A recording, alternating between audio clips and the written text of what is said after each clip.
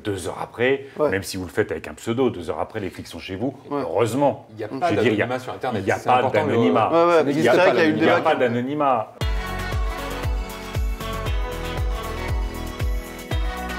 Bonjour Yannick Jadot. Bonjour. Je précise qu'on a enlevé les masques avant le début de l'interview, qu'il y a du gel hydroalcoolique au milieu de la table. Et qu'on est à distance sanitaire. Effectivement, 1 mètre, au moins 1 mètre. En 2017, on avait eu un échange et vous disiez ça. Moi, je rêve que toute la société soit écolo. Je suis heureux quand dans un repas de famille, au bistrot ou dans la politique, on parle d'écologie. Mais il y a ceux qui en parlent et puis il y a ceux qui la font. Alors, est-ce que votre rêve s'est réalisé? Je crois que depuis 5 ans, il y a eu incontestablement une montée en puissance des questions écolo. On a toute la jeunesse, ou une grande partie de la jeunesse qui s'en saisit. La société progresse sur la prise de conscience, elle progresse sur le changement de comportement, mais on n'est pas à la bonne vitesse. C'est-à-dire qu'aujourd'hui, on continue à prendre du retard sur l'effondrement de la biodiversité, sur la santé, sur le climat, sur la solidarité. On a une société qui se replie, qui se divise, qui se tend. L'absolue nécessité d'avoir un beau projet partagé qui nous réconcilie, qui apaise la société, qui donne un sens à ce qu'on fait, reste essentiel. Tout ça, c'est écolo, tout ce que vous venez de dire? Ouais. C'est écolo, oui. Il n'y a pas que l'écologie en tant que telle, il y a toutes ces valeurs aussi dans l'écologie. Bien sûr, bien sûr. Quand on regarde l'état de la société, il y a une crise de confiance énorme dans l'avenir. À la fois, évidemment, le dérèglement climatique qui nous percute, les sécheresses, les inondations, les feux de forêt, les vagues submersions, la biodiversité, le vivant qui disparaissait pas rien. Cet effondrement du vivant. L'écologie est la bonne réponse parce que l'écologie, c'est le seul logiciel aujourd'hui qui nous permet de nous réconcilier avec le futur. Dérèglement climatique, biodiversité, absence de solidarité, si on lutte contre ça, on se redonne la perspective d'un avenir bienveillant. Alors, on dit toujours les jeunes ne votent pas, mais là particulièrement. En ce moment, ils ne votent plus, on a vu lors des dernières européennes, lors des municipales encore plus. Vous vous rappelez la première fois que vous avez voté, monsieur Jadot? J'ai dû voter, Je suis désolé, ça ne me rajeunit pas. Non, ça ne me rajeunit pas, donc 18 ans, ça devait être en 86, il y a dû y avoir des élections en 86, il y a toujours des élections. Vous vous rappelez pas de la première élection? Je ne me souviens pas de mon premier bulletin de vote. Il y avait déjà de l'écologie dans ce vote ou pas? Ah, il y avait déjà de l'écologie, ça c'est sûr.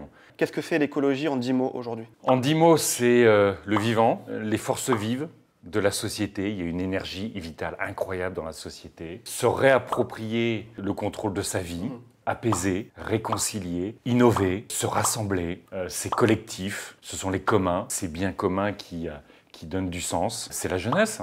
C'est la jeunesse, vous savez, je vais vous citer Chaban-Delmas. Ah oui.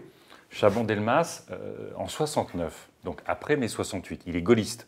Mai 68, pour le gaulliste, c'est quand même un traumatisme. Et il dit, si nous sommes capables d'avoir 20 ans, tout est permis.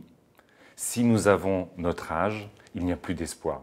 Pas mal. Moi, je vois, alors c'est toujours à mon âge maintenant, parler des jeunes, ça fait toujours un peu vieux con, mais moi, je vois des choses incroyables en fait sur le terrain. Et c'est vrai qu'on a réussi ces dernières années, l'écologie politique peut-être à réduire le fossé qu'il y avait entre la préoccupation écologiste dans la société, la volonté de défendre l'environnement et son débouché politique. Là, on a commencé à faire que l'écologie politique devienne le débouché politique de ceux qui ont cette préoccupation-là. Moi, je suis content que dans les élections européennes, on a été le premier vote jeune devant celui du Rassemblement national. C'est quand même bien que ce soit un vote de cœur et non pas un vote de peur qui soit le premier vote des jeunes. Mais incontestablement, on a un travail énorme à reconstruire la confiance, à faire que les promesses qui sont tenues pendant les campagnes électorales soient appliquées une fois qu'on est en responsabilité. Et puisque nous prenons de plus en plus de responsabilités, là, pour le coup, on est face à l'histoire. Alix est allé dans la rue pour parler aux Français et leur demander ce qu'ils pensaient de vous. Regardez ce que ça donne. Salut Alex, salut Monsieur Jadot. Aujourd'hui, on se retrouve avec les Parisiens. On va voir un peu ce qu'ils pensent de vous. C'est parti. Est-ce que ce monsieur vous dit quelque chose? Ça me dit un truc, mais j'ai peur de dire une connerie. Non. Ah, madame le connaît. Est-ce que vous pouvez aider ou pas? C'est un homme politique. Yannick Jadot, oui. Oh là là, vous avez trouvé vous aussi? Parce qu'on est un peu plus âgé. Quel parti? Républicain. Non. République en marche. Parti socialiste alors? Non. Insoumis? Prochaine étape, si tu me dis parti animaliste, j'abandonne. Hein. Europe Écologie Les Verts. Exactement. Comment vous expliquez que personne ne connaisse son nom? Parce que la position des Verts n'est pas assez précise et qu'il n'est pas très visible. Lui, il a une tête à finir à l'Elysée ou pas? Je sais pas, il a une bonne bouille quand même. Hein. Ah non, j'y crois pas. Oh, j'aimerais bien. C'est quoi ton petit geste écolo? Je trie les poubelles. Je suis végétarienne donc c'est de ne plus manger de viande du tout. Le masque, c'est écolo ou pas écolo? Ça dépend, si on le jette dans la rue par terre, c'est pas écolo, mais si on essaie de le recycler ou de mettre en place des processus pour le valoriser, ça peut être écolo. Et le masque en tissu est peut-être plus écolo. Moi, ce que j'entends, y compris dans ce qui est dit là, c'est un peu ce que j'évoquais tout à l'heure. On est dans une société où l'individualisme a remplacé beaucoup de chaînes de solidarité. Et pourtant, il y a plein de choses qui se passent partout sur le territoire. On voit bien que le geste, chacune, chacun est prêt à agir. Et finalement, moi, j'ai même des gens qui me disent « Ah, regarde, je jette plus mon mégot dans la rue, je suis un héros ou une héroïne. » Alors, ça peut prêter à amusement. Mais c'est intéressant de se dire qu'en fait, chacune, chacun se sent responsable, même par des petits gestes, de participer à quelque chose de plus grand. Mais ce qu'on sait aussi, c'est que les gestes individuels, c'est, allez, un quart de la solution. Bien sûr. Et donc, si on a besoin de politique, c'est parce qu'il faut transformer les politiques publiques. Moi, je suis au Parlement européen. En ce moment, on vote la réforme de la politique agricole commune. C'est ce qui va définir l'ensemble des comportements agricoles. Est-ce qu'on paye décemment les paysans ou pas? Est-ce qu'on protège la biodiversité ou pas? Est-ce qu'on fait de l'élevage industriel ou des vaches qui vont pâturer? Est-ce qu'on fait beaucoup de pesticides ou on fait du bio? Est-ce qu'on fait des circuits courts ou on fait la mondialisation de la bouffe? Ça, malheureusement, chacun ou chacune chez soi, on ne transforme pas complètement ça. Et donc, il nous faut de la politique et il nous faut prouver, nous écologistes, qu'en situation de responsabilité, non seulement, évidemment, on protège le climat, la biodiversité, la santé, mais qu'on est aujourd'hui la seule solution responsable sur la justice sociale et sur l'économie. On parlait des masques aussi dans la vidéo, il y a le couvre-feu en ce moment. Vous faites quoi de votre couvre-feu, vous, le soir? Je lis Ouais. davantage, je regarde des séries. Vous regardez quoi comme série? Là, j'ai attaqué Révolution D'accord. sur Netflix. C'est pas mal. C'est bien, hein, le couvre-feu, ça fait du bien le soir aussi, c'est écolo. Non, c'est pas bien. Moi, je suis pour la vie. Ouais. La vie sociale, c'est essentiel. Je veux dire, on vit, c'est un traumatisme. Vous voyez bien là, il y a une forme de déprime qui s'est emparée, j'allais pas simplement dire de la France, du monde, autour de cette pandémie. Tout le monde est un peu fatigué, on n'en peut plus de cette mise à distance sociale permanente. Le confinement, c'est pas une bonne nouvelle écolo. Le couvre-feu, c'est pas une bonne nouvelle écolo. L'écologie, c'est la joie, c'est être ensemble. Sinon, tout ça n'a plus aucun intérêt. En revanche, je pense que c'était une mesure nécessaire. Moi, je peux être critique, avoir de lourdes réserves sur la façon dont le gouvernement a géré cette pandémie. On a vu sur les masques, on l'a vu sur les tests. Évidemment, je suis critique, mais à partir du moment où il y a une nécessité sanitaire, qu'il y a une règle commune qui est édictée, le pire, ce serait que la politique elle-même affiche de la défiance vis-à-vis des règles édictées. Ce que je regrette sur ce sujet-là, comme sur d'autres, c'est qu'à partir du moment où ça percute l'ensemble de la société, il aurait fallu que le président de la République réunisse 2 fois par semaine les forces politiques, les syndicats, le patronat, pour partager, y compris les incertitudes, parce que c'est plein d'incertitudes, ce virus, mais les partager pour créer une union nationale. Vous l'avez compris, dans un défi, on essaye donc d'expliquer la politique pour les plus jeunes. La langue de bois, c'est un terme politique. Qu'est-ce que ça veut dire la langue de bois pour ceux qui nous regardent?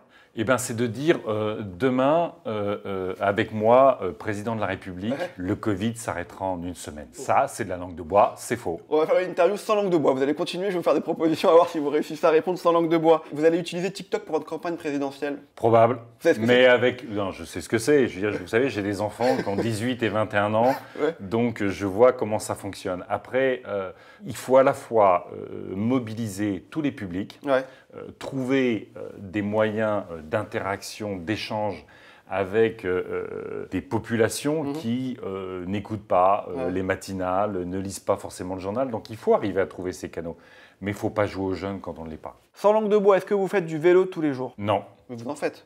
Ah, j'en fais, oui. Il y a 2 ans, 3 ans, quand je vous ai interviewé, je me foutais de votre gueule en disant ouais, c'est bon le vélo, machin et tout. J'ai acheté une trottinette électrique, je fais que de la trottinette, tout le monde se fout de ma gueule. C'est génial. Mais est-ce que ça vous... Est-ce que vous respectez le code de la route? C'est exactement ce que j'allais vous demander. Le truc est devenu totalement dingue. Et ben voilà, parce que là, franchement, on voit des personnes sur des vélos, des personnes sur des trottinettes qui sont devenues des dangers absolus. On est d'accord.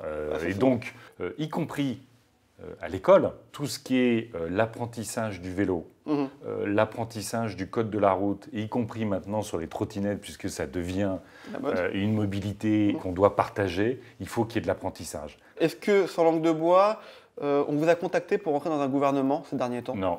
Jamais? Jamais. Sans langue de bois, est-ce que si vous êtes élu président de la République en 2022, il y aura une loi pour la légalisation du cannabis? Oui. Parce qu'il faut maintenant être, je l'ai dit, il faut être sérieux, il faut être responsable, il faut être efficace. On est un des pays qui réprime le plus la consommation de cannabis. On est un des pays où il y a le plus d'addiction et de consommation. Est-ce qu'à un moment donné, on peut être sérieux? Moi, ma trouille, c'est évidemment pas les personnes qui, le samedi soir, fument un pétard récréatif chez eux. C'est les gamins qui sont maintenant dans une addiction à des produits abominables du point de vue de la santé. Donc si on veut traiter la question de la santé, comme traiter la question de la sécurité avec des quartiers entiers qui sont mis sous les mafias de la drogue, il faut réguler, que l'État organise et la production et la vente pour qu'on sorte de ces addictions, pour qu'on sorte des problèmes de santé comme des problèmes de sécurité. Sans langue de bois, est-ce que vous regrettez d'avoir soutenu Benoît Hamon en 2017? On réécrit jamais l'histoire. Benoît Hamon, comme moi-même, comme tous ceux qui ont participé à cette campagne, sont assez lucides sur le fait que ça a été un échec. Sans langue de bois, est-ce que vous êtes pour le vote à 16 ans? Oui. Toutes les élections? À 16 ans, on pourrait voter? sûr. Déjà que les jeunes de 18 ans ne votent pas, moi ma question c'est de me dire est-ce que les jeunes de 16 ans vont aller plus voter? C'est pas leur priorité. Aujourd'hui, quand vous avez 16 ans, vous pouvez payer des impôts, vous pouvez conduire, vous pouvez être responsable pénalement. Quand je vois ces jeunes qui marchent sur le climat, alors je ne dis pas que c'est toute la jeunesse qui marche sur le climat, mais quand je vois ces jeunes du lycée qui marchent pour le climat, je pense qu'ils sont bien plus responsables, y compris que ceux qui gouvernent et qui continuent à financer de l'exploration pétrolière, qui remettent les néonicotinoïdes dans la nature ou qui veulent importer du gaz de schiste des États-Unis. Sans langue de bois, est-ce que vous aimeriez dîner avec Donald Trump? Écoutez, j'espère que si ça devait être le coup pour qu'il ne soit pas réélu, je suis prêt à payer ce coup-là de dîner avec lui une fois qu'il est éjecté de la Maison-Blanche. Sans langue de bois, est-ce qu'il y a un chef chez ELV? La culture du chef est une vraie difficulté chez les écologistes. C'est normal de vouloir jouer l'horizontalité. C'est normal de toujours privilégier le collectif. Vous savez, nous, par exemple, on veut fortement déprésidentialiser nos institutions. Un président qui décide tout seul pour 66, 67 millions de Français, c'est ridicule. Donc il faut déprésidentialiser. Mais pour déprésidentialiser nos institutions, il faut être en responsabilité pour les transformer.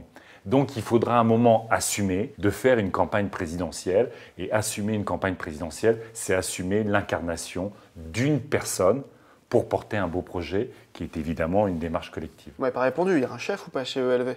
Il y a un secrétaire national d'Europe Écologie Les Verts. Bien sûr, il a été élu. Nous sommes un parti démocratique.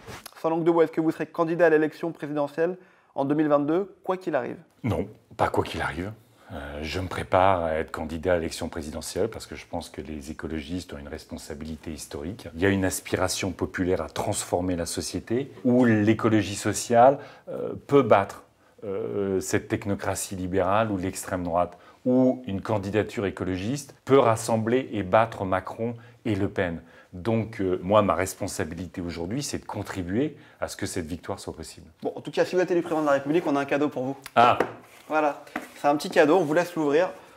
Vous allez voir, je ne sais pas si ça va vous faire plaisir. On a réfléchi, on s'est creusé la tête. C'est bien ça. Ouais. De réfléchir. Vous voyez ce que c'est? Alors, comme ce n'est pas une ceinture noire de judo, et pourtant en politique, il faut savoir pratiquer le judo, ça s'appelle une cravate. Une cravate en bio. Hein. C'est une cravate qui est donc 100% bio, noire, classe, ça passe partout, qui a été faite par Philippe Gabert, qu'on remercie. Vous mettez jamais de cravate? Non. Pourquoi? Parce que je trouve pas ça très très confortable. Vous savez, une fois, je dirigeais les campagnes de Greenpeace et on est invité à l'Élysée par Jacques Chirac. Vous savez, la relation entre Greenpeace et le pouvoir dans notre pays, c'est quand même marqué par l'attentat contre le Rainbow Warrior. Donc l'Élysée et Greenpeace, c'est toujours un peu, il y a un passif, on va dire. Et j'y vais, ils me disent, mais vous savez, pour rencontrer le président de la République, il faut mettre une cravate. Et là, je leur dis, bah, écoutez, vous allez expliquer à tous les journalistes qui sont dehors que vous n'avez pas laissé rentrer le représentant de Greenpeace parce qu'il ne portait pas de cravate. Et donc le type, à l'entrée, il a appelé et je suis rentré et j'ai pu discuter avec le président Chirac. Et d'ailleurs, il a pris une énorme mesure. À l'époque, on faisait une campagne contre les importations de bois du Libéria parce qu'il y avait la guerre civile qui était absolument abominable et cette guerre civile était financée par les exportations de bois du Libéria. Le président Chirac a voté au Conseil de sécurité de l'ONU l'embargo sur les importations de bois du Libéria. Mais comme quoi, quand on fait son boulot, même avec, à l'époque, Chirac, qui n'était pas forcément connu pour être le plus écolo des dirigeants, et ben, à un moment donné, on arrive à convaincre. Bon, alors ça vous fait pas plaisir, notre cadeau? Ah si, c'est un très beau cadeau. C'est un très beau cadeau. Merci. Surtout qu'il a dit qu'il en ferait une en jean, il avait plus de jean, il a dit il faut que je fasse une cravate pour Monsieur Jadot en jean, je suis sûr que ça va lui plaire. Donc, Écoutez, je suis très content de celle-là. Voilà. Je suis pas sûr que si à un moment donné je dois mettre une cravate, je suis pas sûr que j'ai commencé par les cravates en jean. Hein. Je comprends. On va passer au débat avec Ludovic B, qui est anciennement journaliste et aujourd'hui youtubeur. Salut, bienvenue dans une nouvelle vidéo de ce format, une dose de curiosité. Vous allez comprendre pourquoi on appelle les médias le quatrième pouvoir. Je vais vous raconter l'histoire de ces politiques qui ont été rendus invisibles. Bonjour Ludovic. Bonjour à tous. Bonjour. Si tu nous as rejoint, c'est parce que je voulais qu'on parle de liberté d'expression avec ce qui s'est passé, le crime atroce de vendredi soir, le professeur Samuel Paty qui a été assassiné, parce qu'il avait fait un cours sur la liberté d'expression. Selon toi, est-ce que YouTube c'est un bon moyen quand même pour développer la liberté d'expression? Alors oui et non. Le problème de YouTube, c'est qu'il y a quelque chose encore plus haut que la liberté d'expression, c'est les lois de YouTube. C'est-à-dire que YouTube fait ses propres règles en réalité et on ne peut pas tout faire. Ça bloque aussi énormément dès qu'on veut parler d'un sujet qui soit historique, que ce soit même d'un point de vue justement pour expliquer des choses aux jeunes. Le problème de la liberté d'expression sur YouTube, il vient plus de YouTube que la liberté d'expression en général en France. Donc il y a deux niveaux. Il faut aussi se dire qu'on a le droit de parler de tout et que c'est les exceptions dont on n'a pas le droit de parler au départ. Hein. C'est comme ça que c'est fait en France. On peut parler de tout et certaines lois viennent définir ce dont on ne peut pas. Mais je trouve que c'est pas assez instauré au niveau des jeunes. Ils ne comprennent pas assez où se trouve la limite, je trouve. Vous avez raison. Enfin, vous venez de la presse, vous êtes tous journalistes. Dans la presse, c'est la loi de 1881 qui définit la liberté de l'expression. Et on a vu des réseaux, évidemment, se développer qui ne répondent à aucune loi. On a créé des monstres avec les réseaux sociaux, des monstres parfois pour le meilleur, des personnes alertées sur des catastrophes, se battre pour la démocratie, simplement pouvoir évoquer leurs problèmes, créer un débat autour de ces difficultés-là.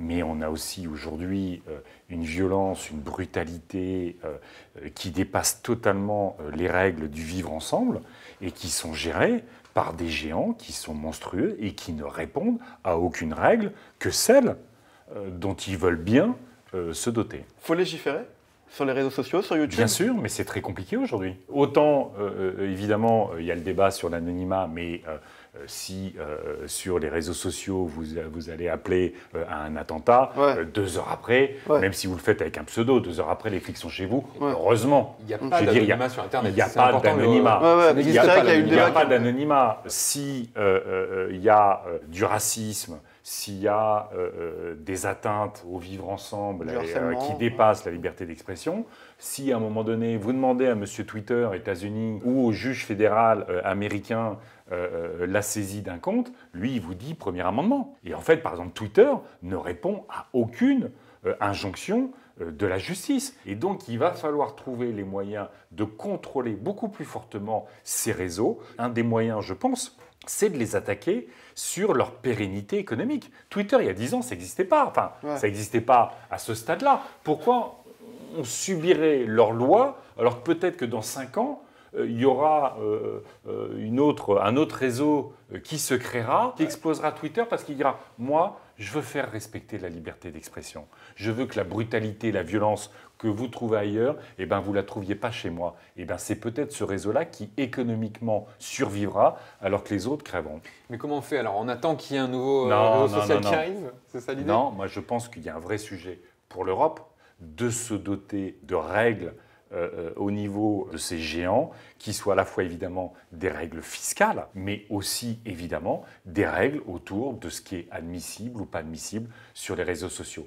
Là, il y a un truc qui est certain, c'est qu'on peut imposer à ces boîtes qui font énormément d'argent d'avoir 10 fois, 100 fois plus de modérateurs. Ouais. Si jamais ce genre de fonctionnement voit le jour, ça revient du coup à la plateforme, à elle à modérer. Est-ce qu'il n'y aurait pas justement une sorte de médiateur, un peu comme il y a eu récemment, il y a 1 an ou 2 je crois, c'était l'article 13, donc, qui devait être voté au Parlement européen, justement sur les droits d'auteur. Là-dessus, pour ce qui est des diffuseurs sur Internet, comme YouTube, comme Vimeo, etc., le but était de pouvoir créer une institution indépendante qui puisse, pas forcément légiférer, mais en tout cas qui soit médiateur si jamais il y avait des vidéos qui supprimées, on va dire, alors que c'était totalement dans l'exception des droits d'auteur. Voilà.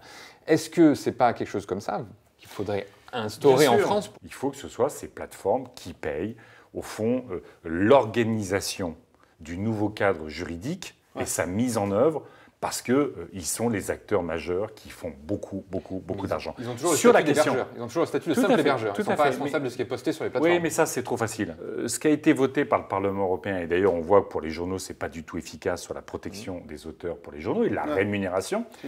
On disait, attention, ce système-là, en fait, c'est une négociation entre les journaux, les artistes et ceux qui les représentent, avec les GAFAM pour faire court.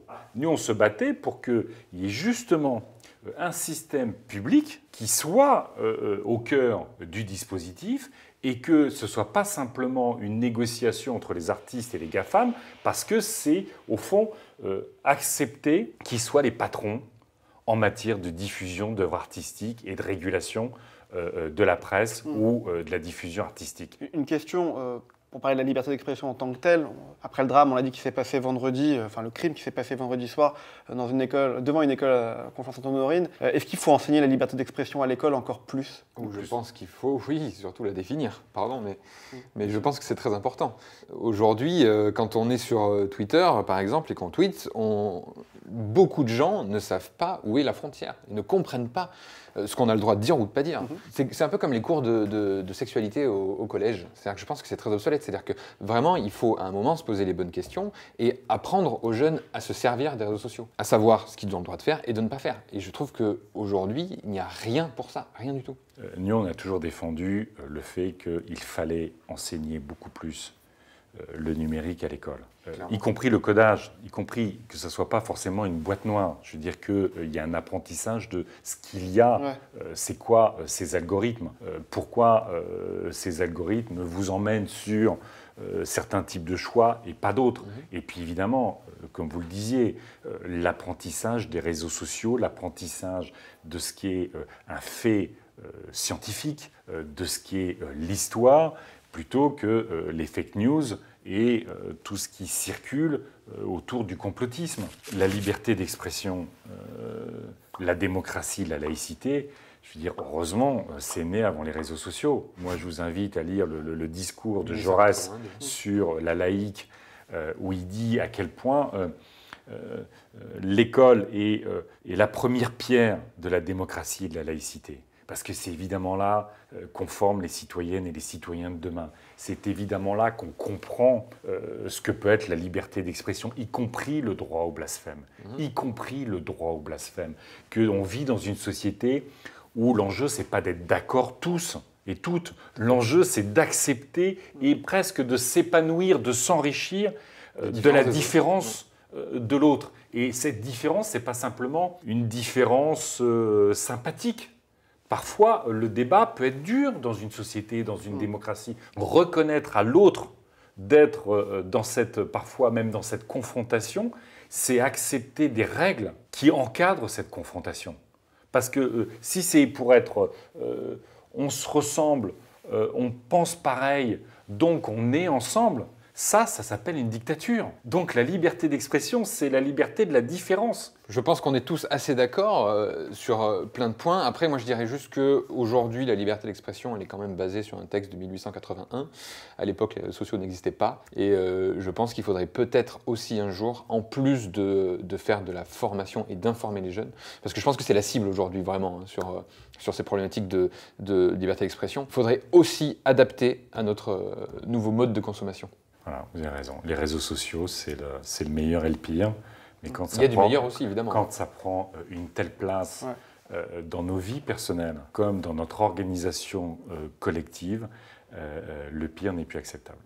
Merci à vous d'être venus. On a forcément Merci. une pensée encore plus forte pour le professeur et pour sa famille vendredi soir. Et puis rappeler que, comme vous l'avez très bien dit tous les deux, l'école, c'est quand même le socle. Il y a beaucoup d'écoliers qui nous regardent, en plus beaucoup de jeunes. Continuez à parler librement et aux professeurs aussi à enseigner librement. Monsieur Jadot, bon courage pour la suite. Merci. On se verra peut-être en 2022. Il paraît que vous savez cuisiner un petit peu. Parce qu'on a fait un programme qui s'appelle Petite Cuisine Politique. Vous viendrez nous voir alors sur ce programme. Après 2022 ? Avant 2022, pendant la campagne, par exemple. Merci à vous d'être venu en tout cas aujourd'hui. Merci Ludo. infiniment de votre invitation. Avec plaisir. On peut s'abonner à la chaîne juste là. Bah, super, merci beaucoup. Merci, à bientôt.